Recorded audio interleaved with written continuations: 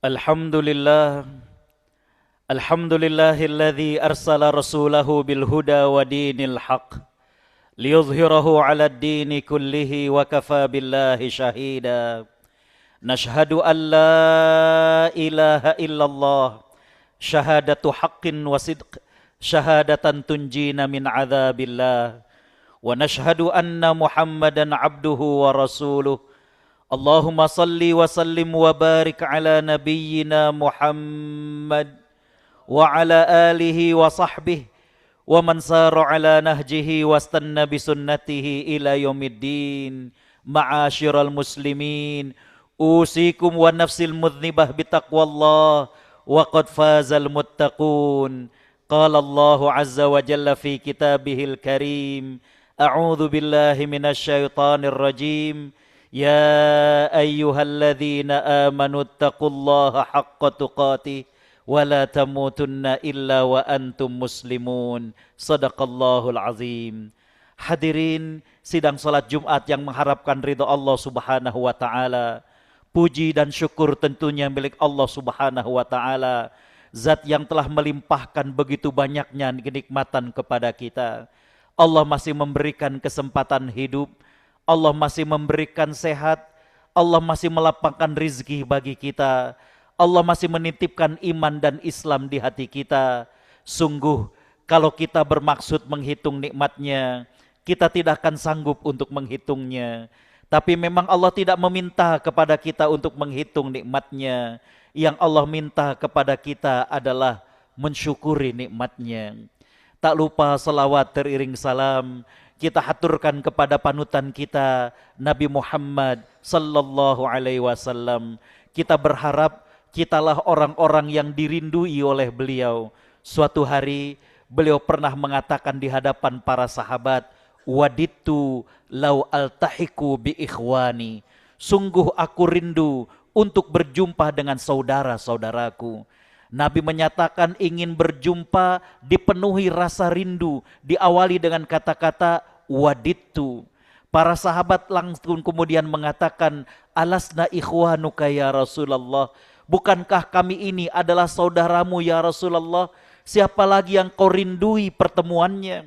Nabi segera membantah, la bal antum ashabi, bukan, kalian hanyalah sahabat-sahabatku.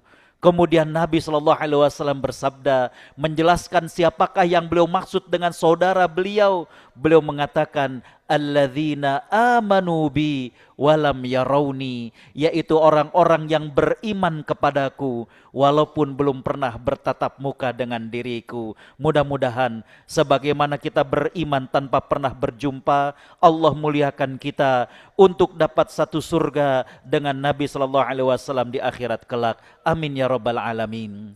Hadirin sidang salat Jumat yang mengharapkan ridha Allah Subhanahu wa taala. Bani Israel setelah diselamatkan oleh Allah Subhanahu wa taala dari pengejaran Fir'aun dan bala tentaranya, Allah selamatkan di ujung pantai dan mereka kemudian tinggal di sana. Allah mengingatkan kepada mereka di surat Al-A'raf ayat 163. A'udzu billahi minasyaitonir rajim. Was'alhum 'anil qaryatil lati kanat hadiratal bahr. Ingatkanlah, tanyakanlah kepada para Bani Israel yang mereka tinggal di sebuah kampung di tepi daripada lautan. Idh ya'duna fis sabt.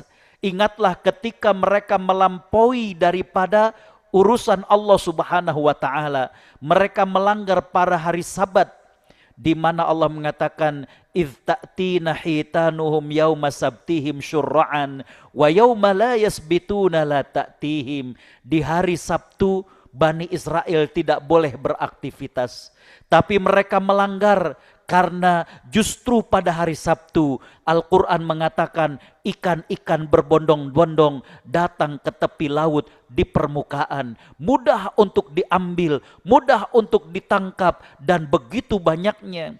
Dan selain daripada hari Sabat, maka ikan itu tidak berdatangan. Kadzalika nabluhum, demikianlah kami menguji kepada mereka bima kanu yafsukun, dikarenakan mereka melanggar batas Allah Subhanahu wa taala. Hadirin sidang salat Jumat yang mengharapkan ridha Allah, kita tidak berbicara tentang Bani Israel.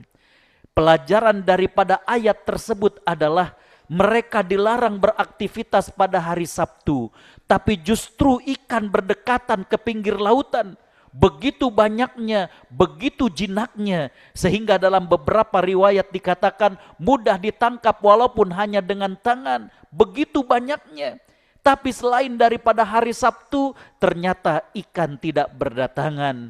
Para ulama tafsir mengatakan pelajaran bagi kita adalah Allah akan menguji di titik lemah seseorang.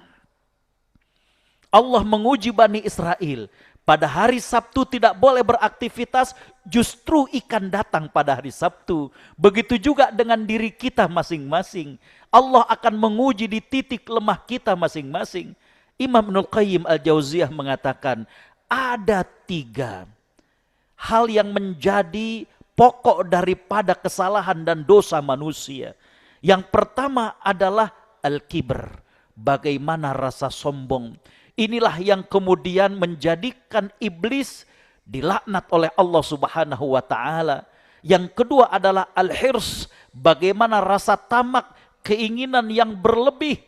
Inilah yang menjadikan Nabi Adam alaihissalam akhirnya kemudian melanggar pantangan dari Allah Subhanahu wa taala. Dan yang ketiga adalah al-hasad ataupun dengki. Itulah yang menjadikan tetes darah pertama di muka bumi lantaran putra Nabi Adam iri kepada saudaranya.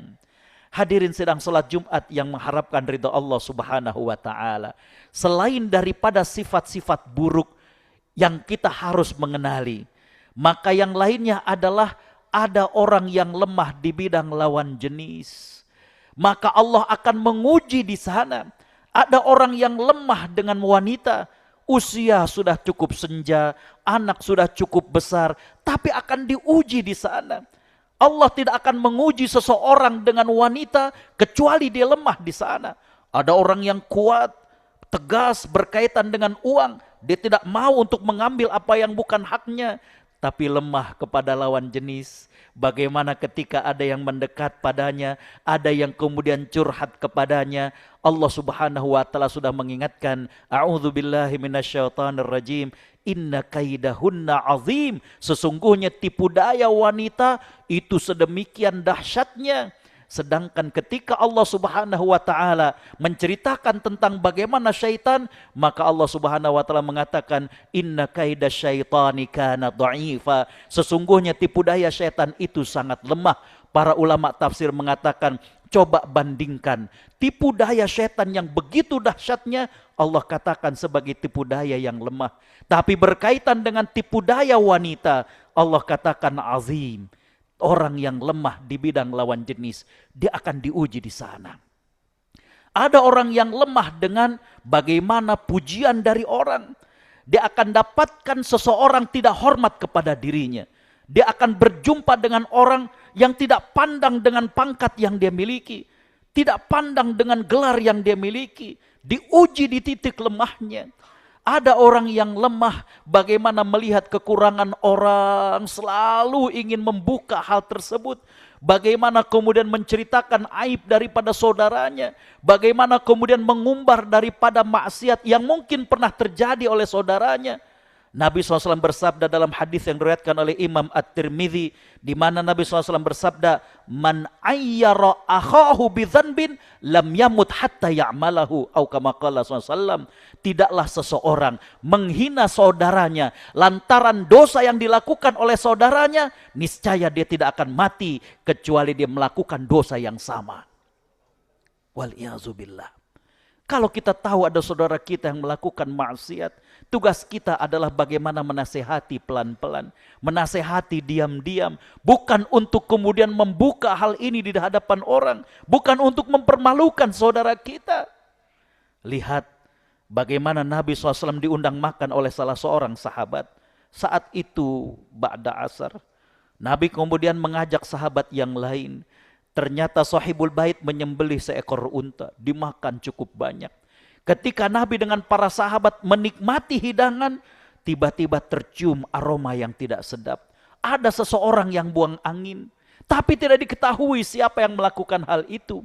Alangkah bijaknya Nabi. Setelah kemudian selesai makan dan menjelang maghrib, Nabi SAW bersabda, siapa yang selesai makan daging unta, hendaklah dia berwudu. Maka berwudulah seluruh para sahabat. Dan sahabat yang buang angin tersebut terselamatkan rasa malunya. Itulah karenanya kita dapati dalam kajian fikih, hukum bagaimana berwudu setelah memakan daripada daging unta. Sebagian para ulama mengatakan batal berdasarkan hadis itu. Sebagian mengatakan tidak. Nabi menyuruh berwudu kepada para sahabat untuk menutupi sahabat yang buang angin agar jangan sampai dia malu di hadapan sahabat-sahabat yang lainnya. Begitu halusnya perasaan Nabi SAW sampai beliau ingin melindungi. Jangan sampai kemudian sahabat yang tadi buang angin dipermalukan di sahabat-sahabat yang lainnya. Hadirin sedang sholat Jumat yang mengharapkan ridho Allah Subhanahu wa ta'ala, maka tiap-tiap kita punya titik lemahnya. Ada yang teramat sayang dengan anaknya, diuji dengan anaknya. Ada yang sangat ingin bakti kepada orang tuanya, diuji oleh orang tua atau mertuanya. Maka dari itu Allah Subhanahu wa ta'ala mengingatkan bahwa manusia akan diuji di titik lemahnya. Nabi SAW bersabda, sesungguhnya pada hari Jumat ada suatu waktu yang Allah kabulkan doa seorang hamba, dan kita berharap waktu itu adalah saat ini. Barakallahu li walakum wa nafa'ni wa iyyakum bima fihi minal ayati wa dzikril hakim wa taqabbala minni tilawatahu innahu huwal ghafurur rahim.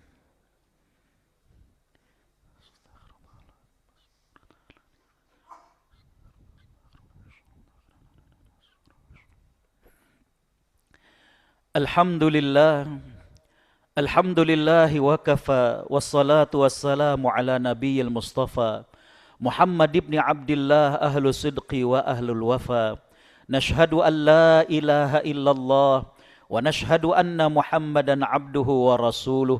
Allahumma salli wa sallim wa barik ala nabiyyina Muhammad wa ala alihi wa sahbihi wa man sara ala nahjihi wastanna bisunnatihi ila yaumiddin wa ba'd. Hadirin sedang salat Jumat yang mengharapkan ridha Allah Subhanahu wa taala. Tak pernah bosan khatib mengingatkan agar kita berbekal takwa. Takwa merupakan bekal bagi kita di dunia, dan dialah yang nanti akan menyelamatkan kita pada saat di akhirat kelak.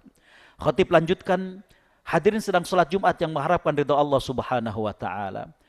Kalau kita melakukan tazkiyatun nafs atau mensucikan jiwa, baik para ulama yang membicarakan ini dari berbagai kitab mereka, Imam Ibnul Qayyim dalam Tahdzib Madarijus Salikin, Imam Al-Ghazali dalam Ihya Ulumuddin, Syekh Said Hawa dalam kitabnya Al-Mustakhlas fi Tazkiyatun Nafs, dan berbagai macam ulama yang lainnya.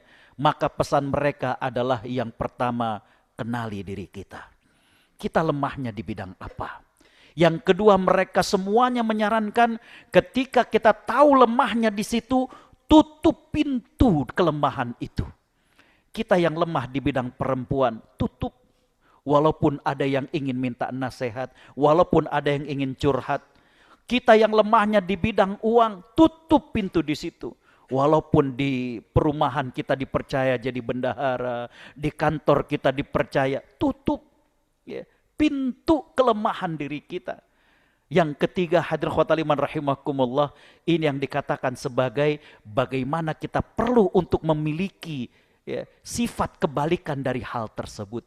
Perlu untuk kemudian kita lakukan apa yang disebut mempraktekkan lawan daripada itu semuanya. Jadikan misalkan minggu ini sebagai pekan saya jujur.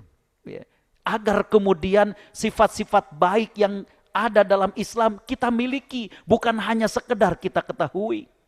Banyak buku tentang akhlak yang sudah ditulis, tapi saya tertarik dengan seorang ulama yang memiliki buku yang berjudul Akhlak Seorang Muslim. Temanya hampir sama, tentang jujur, sabar, tapi dalam muqaddimah beliau mengatakan, coba Anda tulis sifat-sifat mulia, akhlak-akhlak mulia dalam Islam, dalam secarik kertas. Lantas kemudian letakkan di dada dan kemudian beri centang, sekiranya sifat itu sudah Anda miliki. Jangan-jangan sifat itu baru Anda ketahui dan belum Anda miliki. Begitu juga dengan hal-hal yang buruk tadi saya katakan. Kelemahan-kelemahan pada sifat manusia, kita ada benih sombong, kita ada benih iri, kita ada benih tamak, kita bagaimana lemah di bidang wanita, kita lemah di bidang uang, kita lemah di bidang disiplin waktu. Ya, suka menunda-nunda dan lain sebagainya. Coba tulis pada secari kertas. Kalau memang kemudian ada, maka kemudian kita kasih centang menjadi self assessment bagi diri kita, dan kita jadikan 1 minggu, 1 bulan sebagai pekan atau bulan bagaimana kita melawan daripada hal itu. Dan yang terakhir tentunya Nabi mengajarkan doa yang sangat luar biasa.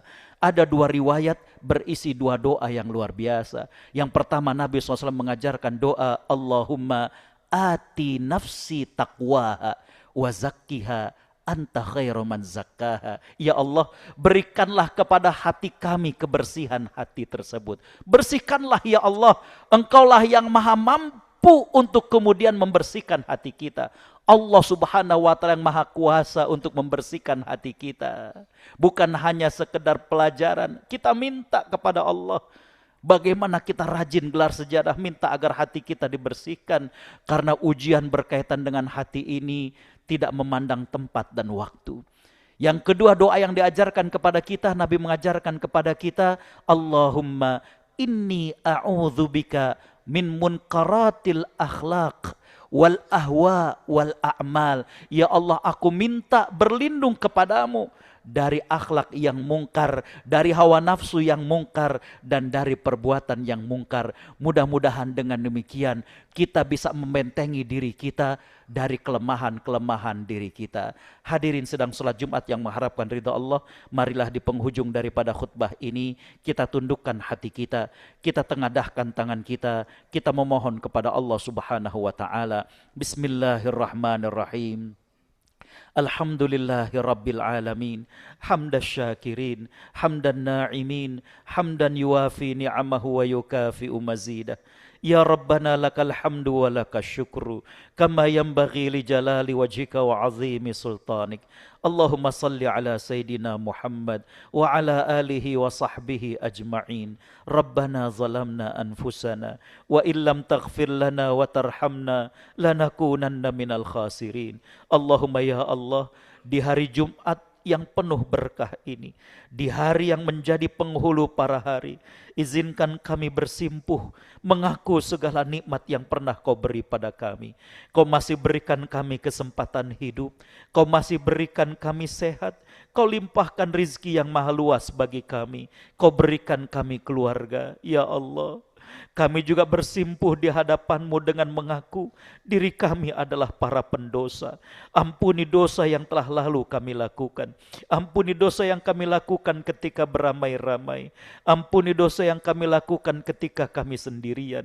Ya Allah, ampuni mata kami yang terkadang masih berat untuk membaca firman-firman-Mu. Ampuni mata kami yang terkadang masih melihat hal yang Kau haramkan bagi kami. Ampuni lisan kami yang terkadang masih suka berdusta, menggunjing, marah-marah. Ampuni lisan kami yang terkadang lupa menyisipkan doa buat ibu dan ayah kami, padahal mereka dulu tidak pernah melupakan kami. Ampuni kaki kami yang terkadang berat untuk datang ke masjid, yang terkadang berat untuk datang ke majelis ilmu, yang sudah lama tidak berkunjung ke rumah orang tua kami, yang sudah lama tidak ziarah ke makam ibu kami. Allahumma ya Allah, berikanlah jiwa-jiwa kami kesuciannya, sucikanlah hati kami. Engkaulah sebaik-baik yang mensucikannya ya Allah. Allahumma ya Allah, kami berlindung kepadamu dari akhlak yang mungkar, dari hawa nafsu yang mungkar, dari perbuatan-perbuatan yang mungkar. Allahumma ya Allah, di kesempatan yang mulia ini, izinkan kami juga memohon, ampuni dan sayangi ibu dan bapak kami. Maafkan kami yang belum sempat bakti kepada mereka. Ampuni kami yang pernah meninggikan suara di hadapan mereka. Ampuni kami yang pernah bermuka masam di hadapan mereka. Ampuni kami yang pernah membantah kata-kata mereka. Ampuni kami ya Allah yang pernah membuat mereka menangis. kepada ibu dan ayah kami yang sudah meninggal dunia. Ampuni dosa mereka, lapangkan alam kuburnya, pertemukan kami dengan mereka di surgamu. Ya Allah, sekiranya Engkau memberikan kami pendamping hidup, beri kami pendamping hidup yang kekal ke surgamu. Lahirkan dari rahim istri kami anak-anak yang soleh dan solehah. Jaga akidah dan akhlak mereka ya Allah. Jadikan anak-anak kami penegak-penegak solat, anak-anak yang taat padamu dan berbakti pada orang tuanya. Rabbana atina fid dunya hasanah wa fil akhirati hasanah wa qina adzabannar wa bifadli subhana rabbika rabbil izzati amma yasifun wa salamun alal mursalin walhamdulillahi rabbil alamin. Ibadallah, innallaha ya'muru bil adli wal ihsan wa ita'i dzil qurba wa yanha 'anil fahsya'i wal munkari wal baghi ya'izukum la'allakum tadhakkarun. Udhkurullaha yadhkurkum wa la dzikrullahi akbar wa aqimis salah.